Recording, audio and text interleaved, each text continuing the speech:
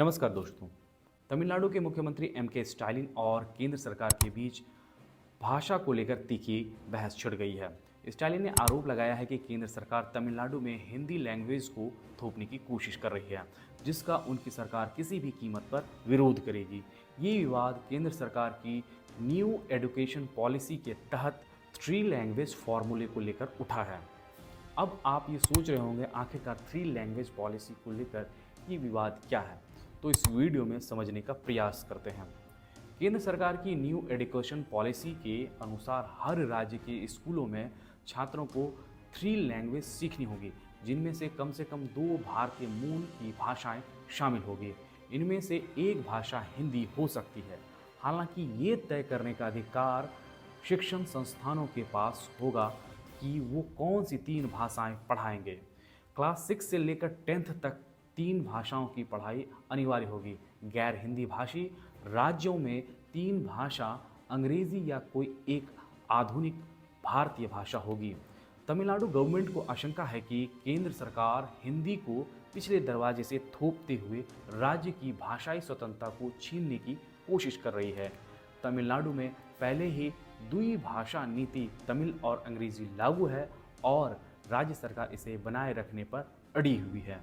केंद्रीय शिक्षा मंत्री धर्मेंद्र प्रधान ने स्पष्ट किया है कि जब तक तमिलनाडु सरकार 3 लैंग्वेज पॉलिसी को नहीं अपनाती है, तब तक राज्य को समग्र शिक्षा मिशन के लिए करीब 2400 करोड़ रुपए नहीं मिलेंगे। इस पर तमिलनाडु के उप मुख्यमंत्री उदयनिधि स्टालिन ने गुस्से में कहा कि वे मोदी सरकार से भीख नहीं मांग रहे हैं।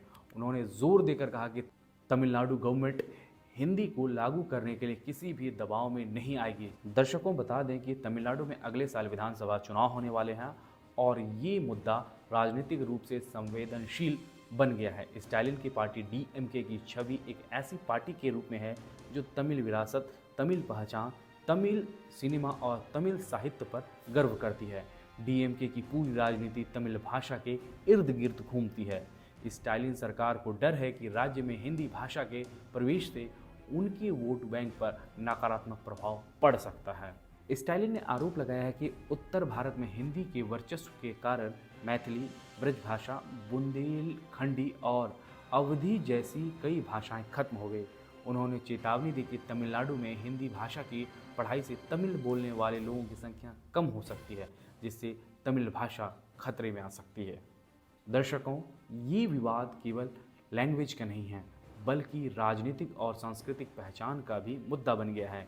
तमिल गवर्नमेंट और सेंट्रल गवर्नमेंट के बीच ये टकराव आने वाले दिनों में और गहरा हो सकता है, खासकर जब राज्य में चुनाव नज़दीक है।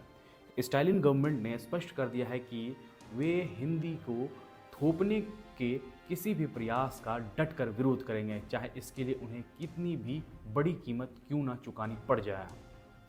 फिलहाल दर्शकों, इस वीडियो में इतना ही। आपको हमारी ये खबर कैसी लगी, आप अपनी राय हमारे कमेंट बॉक्स में ज़रूर दें। अगर आप हमारा ये वीडियो फेसबुक पे देख रहे हैं तो फेसबुक पेज लाइक कर लें। अगर आप हमारा ये वीडियो यूट्यूब पर देख रहे हैं तो यूट्यूब चैनल सब्सक्राइब कर लें। शुक्रिया।